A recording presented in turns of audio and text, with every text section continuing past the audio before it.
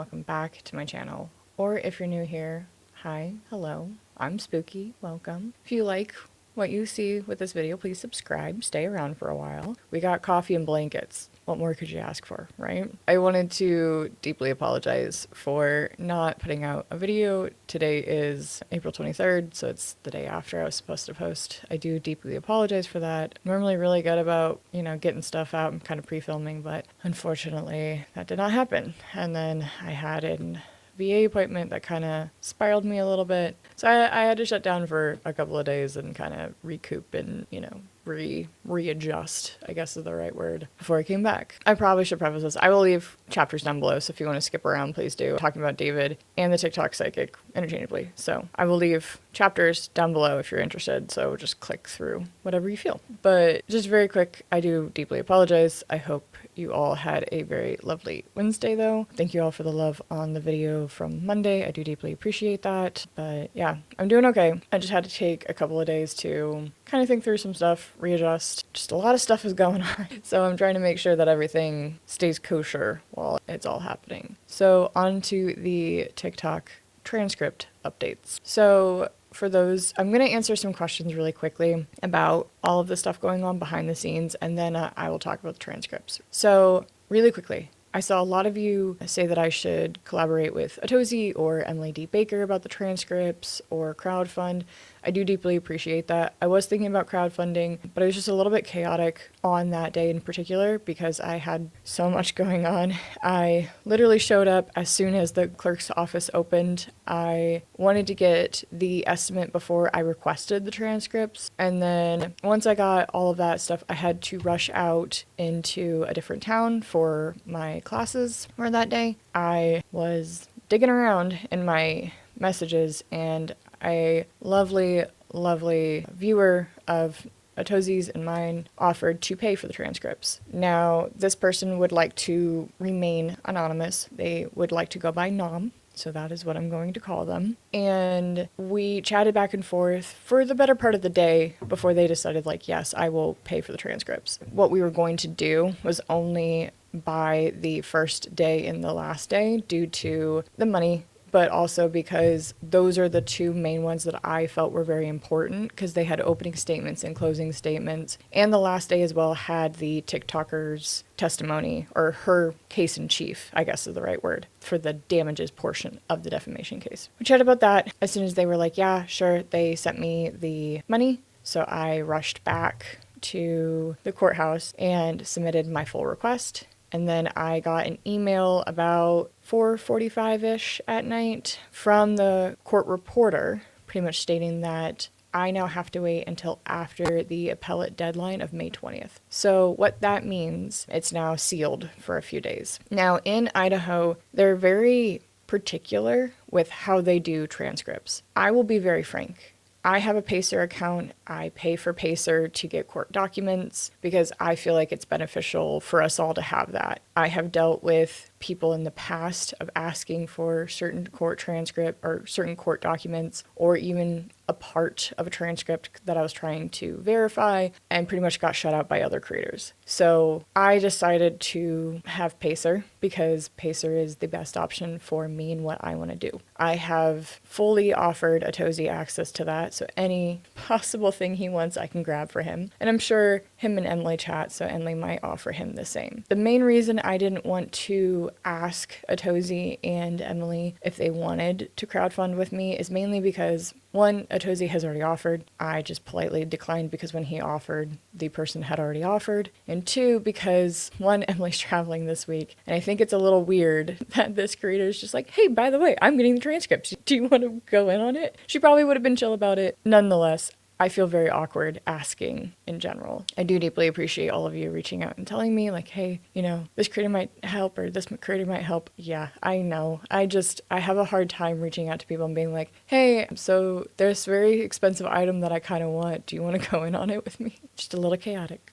Just a wee bit. So that was part of the issue too. And then by the time that I even went to request the transcripts, I had already been in communications with the person who donated. It is now cheaper though, because the TikToker has to, I think, at least 3 to 4 copies for the appellate court. So it is cheaper now. So I'm just waiting to see what the final number is before I move even forward with anything, which will be around May 20th. Nam requested that I send it to a Tozy, which I was already going to do anyway, but also a attorney by the name of what was her name?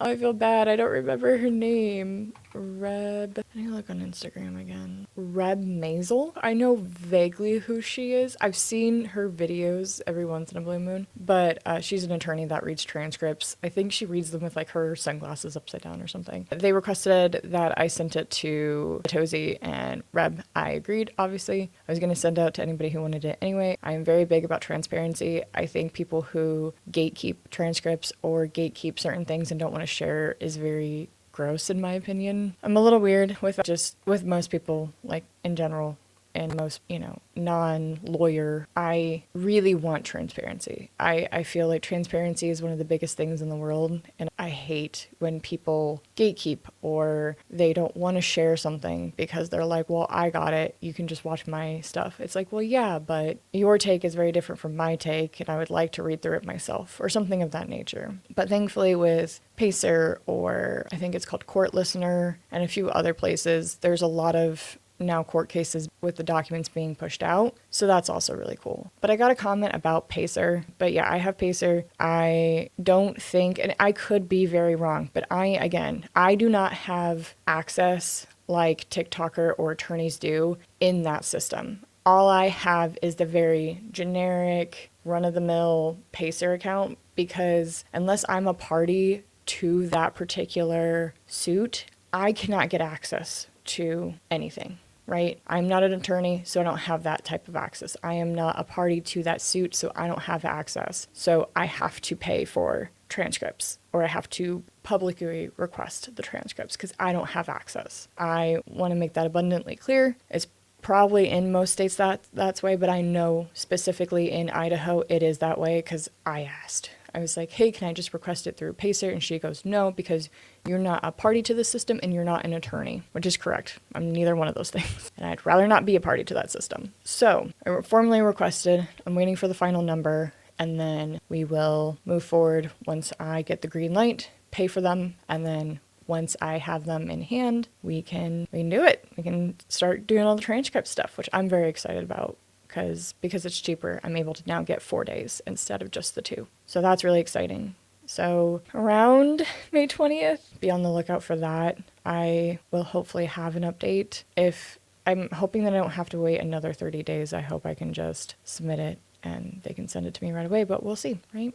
All right, I hope I answered some questions. If you have more questions in the comments, I can address those throughout. I normally only read as much as I can before I start getting sad, but some of y'all are weird. Let's go to the David updates. Okay, so the press conference happened on April 20th, and the prosecutors did officially announce charges against the musician Anthony David Burke, and publicly known as David, or D4vd, in connections to her death, and the charges they announced are among more of the serious ones filed in California. So according to the Los Angeles District Attorney, Burke has been charged with first-degree murder with special circumstances. Now, the special circumstances include the crime of lying in wait, financial gain, and murdering a witness to an investigation. These types of special circumstances do make the case eligible for life without the possibility of parole or even the death penalty, though the prosecution in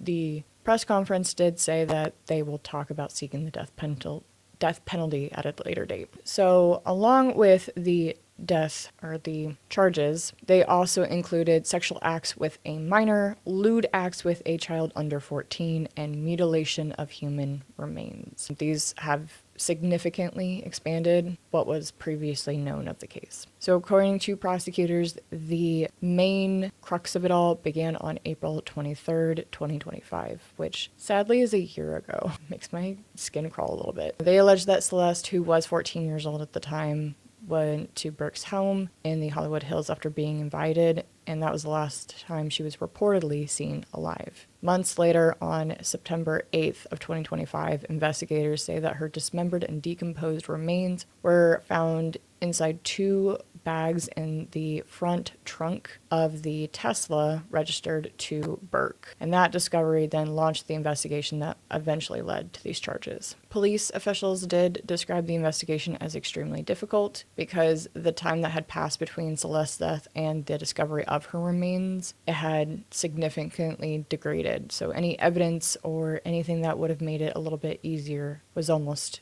either non-existent or almost gone. So it was making it harder to determine not only what happened, but what her cause of death was. Officials do state that there were no eyewitnesses or video showing the crime, which means that investigators had to rely heavily on digital evidence, forensic analytics, and witness interviews. Prosecutors did say that they now have what they described as a totality of evidence, including physical, digital, and forensic, that they believe will prove the case beyond a reasonable doubt. One of the more notable allegations revealed during the press conference does involve motive. Apparently, according to the prosecution, they claim the murder was committed, at least in part, for financial gain, alleging that Celeste posed a threat to Burke's career. They also stated that one of the special circumstances alleges that Celeste was killed as a witness to an investigation, specifically tied to the allegations of sexual abuse involving her. However, though, the officials did emphasize that these allegations are not proof, and the actual evidence will be presented in court, and the case still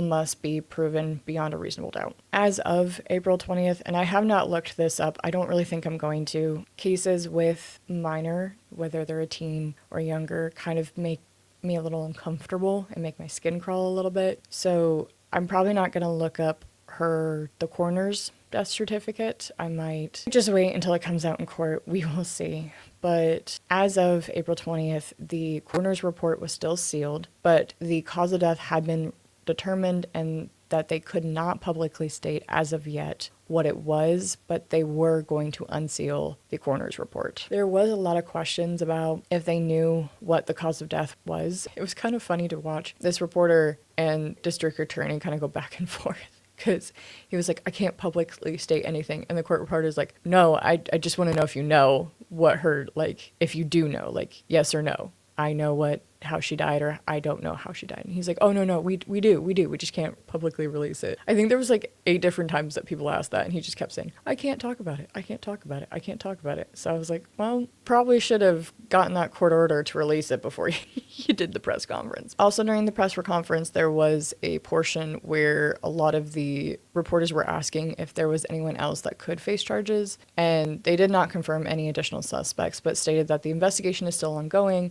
and if any new information comes forward, further charges could be considered. What I found very interesting about it too is I think today, if I remember correctly, they're supposed to have their first hearing, if I remember, which is very, very quick. But I think what the defense is doing is trying to catch people off guard. I don't know. It seems like a very strategic move from the defense to either catch everybody off guard or royally screw themselves over. I don't know. I do find it very intriguing that they're doing that, and I'm very curious to see what will happen. They are Pacific time, so they are an hour behind me because I've been Mountain time. So as of right now, it's like 7, almost 8 o'clock in the morning for them. So I am very curious to see what will happen. I'm very curious to see what will get brought up. I'm trying to remember. Let me look really quick. I'm sorry. I did forget to state that he did plead not guilty, obviously, to the everything in general. So they did have the arraignment as well. That's where his now mugshot is being seen. Yeah, it just says appearance on April 23rd of 2026. No bail has been set, obviously, for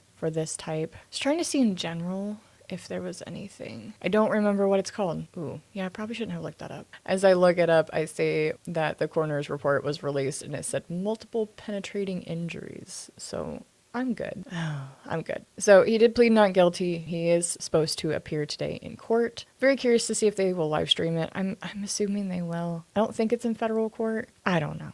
I didn't look up much about this case because, again, children. Really quick, I'm going to side tangent. I recently have been avoiding it. I literally hide the videos if I see them. But I've been recently seeing some posts about the crime of the 7-year-old little girl who died by the FedEx driver. And unfortunately, I had to see a headline that really, I'm going to tear up like really screwed me up about what a video captured. I'm not going to state it here because it's just really sad. If you want to go search it out yourself, you're more than welcome to, but I highly suggest you don't, because what the jury heard and what I had to see because of awful, and I will state this, awful headlines, y'all are fucking gross for that. You shouldn't bombard people with that stuff. Like, you should just state, like, jury heard last moments in court today, not exactly what happened and what's going on in the background. That is gross. Not everybody wants to read that.